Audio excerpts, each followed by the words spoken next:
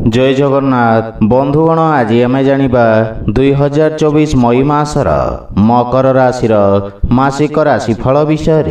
एही मासिक राशिफल ग्रहंक स्थिति और चलन को नहीं आधारित एवं ग्रहंक स्थिति और चलन आम जीवन रे बहुत प्रभाव पकई थाए, जहा फल रे आम जीवन रे केबे सुख आसी थाए तो केबे दुख आसी थाए। सेथि पई ग्रहंक स्थिति और चलन को नहीं आमे पारिवारिक जीवन, वैवाहिक जीवन, आर्थिक स्थिति, शिक्षा, व्यवसाय एवं स्वास्थ्य विषय रे संपूर्ण विश्लेषण करी कहिबो। सेथि पई वीडियो को शेष पर्यंत देखंतु और जो माने आम चैनल को नुआ करी आछंती तळे थिबा लाल रंगर सब्सक्राइब बटन को दबाई आम चैनल को सब्सक्राइब करंतु और पाखरे थिबा घंटी बटन को दबाई ऑल रे सिलेक्ट करंतु, काहेकि ना आमे अपलोड करितबा प्रत्येक वीडियो रो नोटिफिकेशन आपण सर्वप्रथमे पाई परिबे। बंधुगण मकर राशि व्यक्तिंक पई 2024 मई मासटी उत्तम अनुकूल रहिबा। आपणक साहस और पराक्रम रे वृद्धि घटिबा। क्यारियर दृष्टि मासटी उत्तम अनुकूल रहिबार संभावना रही। दशम भावर स्वामी शुक्र चतुर्थ भाव रे विराजित रही दशम भाव को पूर्ण दृष्टि रखिबे, जहा फल रे आपण कार्य क्षेत्र रे मन लगाई कार्य करिवे, किंतु सूर्यंक प्रभाव मध्य रहिबा, जहा फल रे अहं भाव रे आसी काहाको किछि कहिबा ठारू दूरे रहिबा उचित। षष्ठ भावर स्वामी बुध तृतीय भाव रे विराजित रहिबे एवं तृतीय भाव रे राहु और मंगल मध्य विराजमान रहिबे। सेथिपई आपणको निज परिश्रम एवं कार्य क्षेत्र रे ध्यान केंद्रित करिवार आवश्यकता रहिछि। अनावश्यक जुक्ति तर्करू आपणको दूरे रहिबा उचित। कर्मस्थल रे किछि गुप्त शत्रु आपणक विरुद्ध रे षडयंत्र करिवार प्रयास करिबे, सेथिपई विशेष सावधान रहिबार आवश्यकता रहिछि। व्यवसाय क्षेत्र जड़ित व्यक्तिंक पई मासटी लाभदायक सिद्ध हेबा एवं व्यवसाय विस्तार करिबारे आपण सक्षम हेबे। व्यवसाय संबंधित यात्रा आपणक पई लाभदायक सिद्ध हेबा। एहा व्यतीत सरकारी क्षेत्ररु मध्य उत्तम परिणाम प्राप्ति हेबा। विदेश स्रोतरु मध्य सफलता मिलिबा। सेहिपरि आर्थिक स्थिति दृष्टिरु मासटी आपणको आश्वस्ति प्रदान करिबा। द्वितीय भावर स्वामी शनि द्वितीय भाव रे पूरा मास विराजित रहिबे, जहा फल रे आर्थिक स्थिति आहुरी प्रबल हेबाकु लागिबा।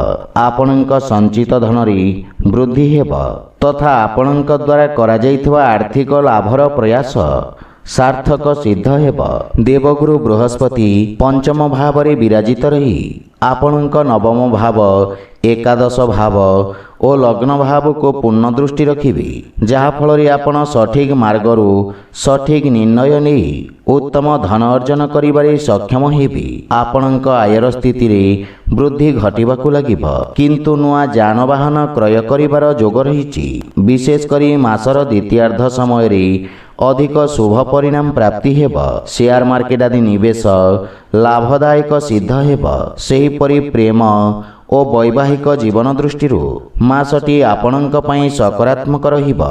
पंचम भाव रे देवगुरु बृहस्पति विराजित रहिबे एवं शुक्र चतुर्थ भाव रे स्थित रहिबे तथा ग्रहंक ही स्थिति प्रेम जीवन को पुष्पित और पल्लवित करिबा। बृहस्पतिंक कृपारु आपणक प्रेम रे सचोटता वृद्धि पाइबा सहित निज दायित्व को आपण बुझी परिबे। परस्पर मध्य रे उत्तम सामंजस्य स्थापित हेबा एवं 19 मई को शुक्र मध्य पंचम भाव को गोचर करिबे, जहा फल रे प्रेम संबंध आहुरी मजबूत हेबाकु लागिबा।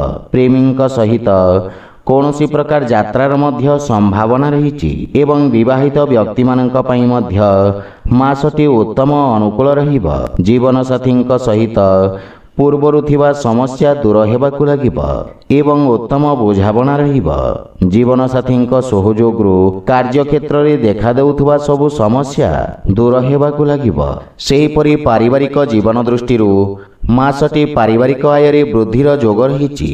एहा व्यतीत परिवार रे वयोज्येष्ठंक सहयोग आपणंक उपरे लागि रहिबा। यह व्यतीत चतुर्थ भाव रे सूर्य और शुक्र विराजमान रहिबे, जहा फल रे ପାରିବାରିକ ସୁଖ ସୁବିଧାରେ ବୃଦ୍ଧି ଘଟିବ। ସେହିପରି ସ୍ୱାସ୍ଥ୍ୟ ଦୃଷ୍ଟିରୁ ମାସଟି ଅନୁକୂଳ ରହିବ। କିନ୍ତୁ ତୃତୀୟ ଭାବରେ ରାହୁ, ମଙ୍ଗଳ ଓ ବୁଧଙ୍କ ଉପସ୍ଥିତି କାରଣରୁ ଗଳା କିମ୍ବା ଅଣ୍ଟା ପୀଡ଼ାର ସାମ୍ନା କରିବାକୁ ପଡ଼ିବ। ସେଥିପାଇଁ ବିଶେଷ ସାବଧାନ ରୁହନ୍ତୁ।